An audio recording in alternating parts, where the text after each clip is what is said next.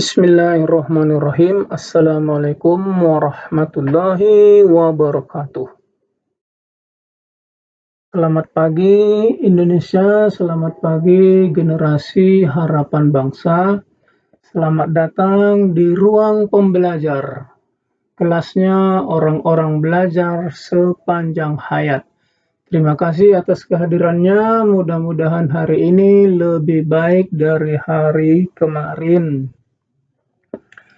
Selanjutnya, dalam waktu kurang lebih 10-15 menit ke depan, saya akan memaparkan materi pelajaran pendidikan Pancasila dengan elemen yang pertama, yaitu elemen Pancasila.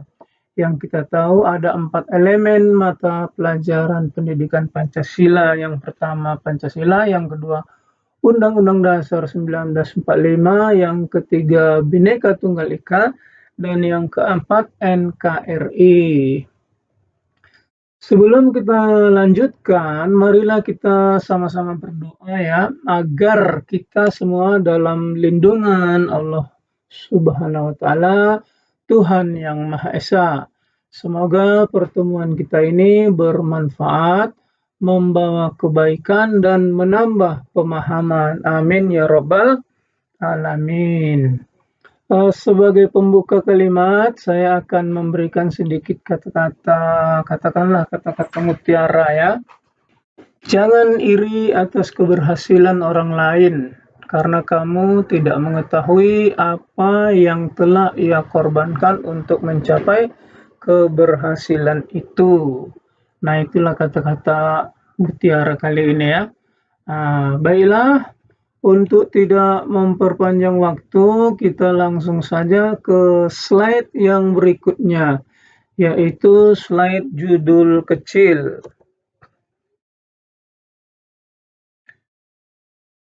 Ya, dari slide judul kecil ini kita dapat mengetahui bahwasanya yang mau kita bahas kali ini adalah fungsi-fungsi dari identitas nasional. Apa saja fungsinya bisa kita lihat satu persatu. Yang pertama fungsinya adalah sebagai eksistensi negara, yaitu penanda keberadaan dan eksistensi negara di mata dunia internasional. Apa itu eksistensi negara dalam hal ini adalah identitas nasional itu menjadi penanda jati diri pemersatu dan alat untuk menjaga kedaulatan serta eksistensi bangsa di mata dunia. Sebagai penanda keberadaan atau eksistensinya yaitu bangsa yang tidak mempunyai jati diri dalam kehidupan berbangsa dan bernegara biasanya tidak akan eksis dalam kehidupan berbangsa dan bernegaranya di dunia internasional. Itu yang pertama ya. Fungsi identitas nasional yang kedua adalah sebagai pembeda, yaitu membedakan suatu bangsa dengan bangsa yang lain. Adalah ciri khas atau jati diri suatu bangsa yang membedakannya dengan bangsa lain. Identitas ini mencakup berbagai aspek seperti budaya, bahasa, sejarah, dan simbol-simbol yang menjadi penanda keberadaan dan keunikan suatu bangsa tersebut. Dengan kata lain, identitas nasional adalah apa yang membuat suatu bangsa menjadi unik, menjadi berbeda, menjadi pembeda dari bangsa-bangsa yang lain. Itulah fungsinya yang kedua, yaitu sebagai pembeda. Selanjutnya yang ketiga, fungsi identitas yang ketiga adalah sebagai cerminan karakter. Sebagai cerminan karakter, yaitu sebagai pencerminan kondisi bangsa yang menampilkan kematangan jiwa, daya juang, dan kekuatan bangsa. Hal ini tercermin dalam kondisi bangsa pada umumnya dan kondisi ketahanan bangsa pada khususnya. Itulah cerminan eh, karakter ya, cerminan karakter bangsa karena mengandung nilai-nilai norma dan moral yang dianut oleh masyarakat secara kolektif.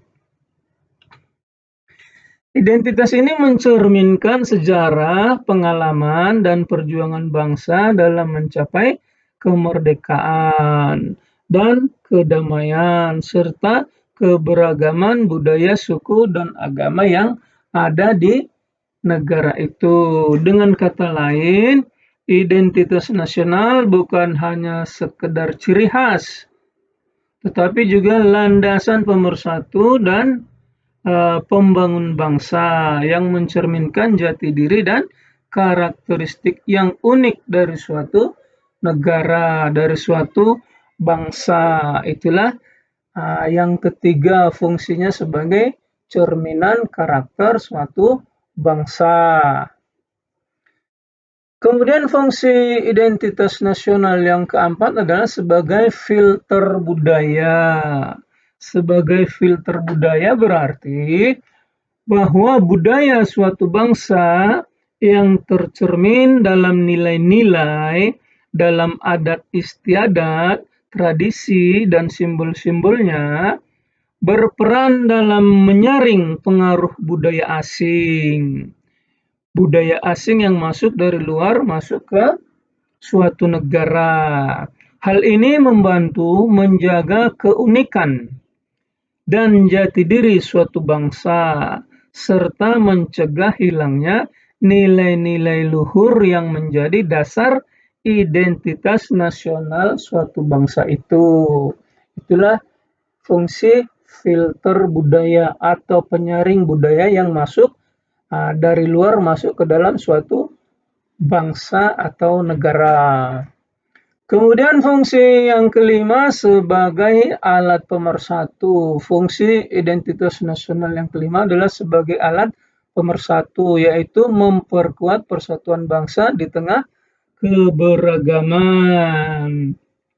Ini merujuk pada fungsi identitas nasional yang mempersatukan masyarakat suatu negara yang beragam menjadi satu kesatuan yang utuh. Identitas nasional seperti lambang negara, bahasa, budaya, dan nilai-nilai bersama menjadi perekat yang mengikat berbagai suku, agama, golongan, ras dalam suatu negara, sehingga memperkuat persatuan dan kesatuan bangsa.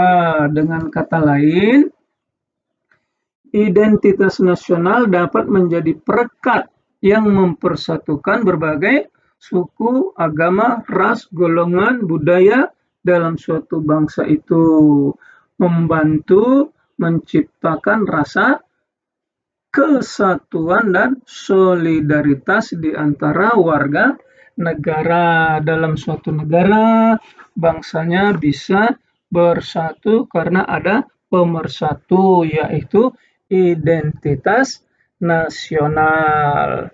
Jadi, dengan satu kalimat yang panjang bisa kita lihat fungsi identitas nasional adalah berfungsi sebagai penanda keberadaan negara di mata dunia atau eksistensinya, pembeda dengan bangsa lain, sebagai cerminan karakter bangsa, sebagai filter budaya asing yang masuk, dan alat pemersatu bangsa.